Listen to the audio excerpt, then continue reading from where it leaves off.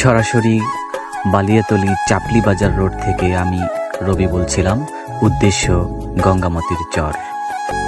তবে আমি যে রোডটি ধরে পার হচ্ছি এই রোডটি অসম্ভব সুন্দর।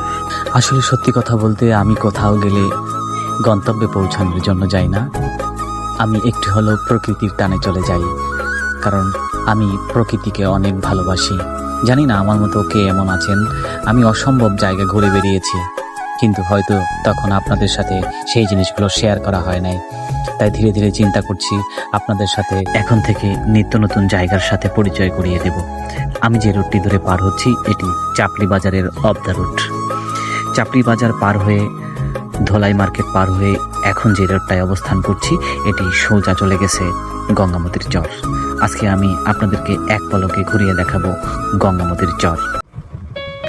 আর এটাই হচ্ছে গঙ্গামতির চর। আমার সোজা যে চরটি দেখতে পাচ্ছেন এটি বিশাল বিস্তৃত এক চর, অসম্ভব সুন্দর একটি চর। আর আমি যে জায়গাটিতে দাঁড়িয়ে আছি এই জায়গার পরিবেশটা অত্যন্ত সুন্দর। এখানকার নির্জন পরিবেশ, পাখিদের ডাক, আমি সত্যি কথা বলতে এই জায়গার প্রেমে পড়ে গিয়েছি। আপনি যদি কুয়াকাটা থেকে এই জায়গায় আসতে চান এবং এই চরের ফিল নিতে চান, সেক্ষেত্রে আপনাকে কুয়াকাটা থেকে যে বাম দিকে যে অফ দ্য রোডটি চলে গেছে এই রোড থেকে সোজা 20 থেকে 25 মিনিট চালানোর পরেই আপনি এই গঙ্গামতির চরের ফিল নিতে পারবেন। ধীরে ধীরে এই জায়গাটি ভ্রমণ পিপাসু মানুষের কাছে এক অন্যতম জায়গা করে নিয়েছে এই গঙ্গামতির চর। তো আজকে আমি আপনাদেরকে গঙ্গামতির বিচে গিয়ে দেখালাম না, অন্য আরেকদিন আরেকটি ভিডিওর মাধ্যমে পুরো বিচটি আপনাদেরকে ঘুরিয়ে দেখাবো। ধন্যবাদ।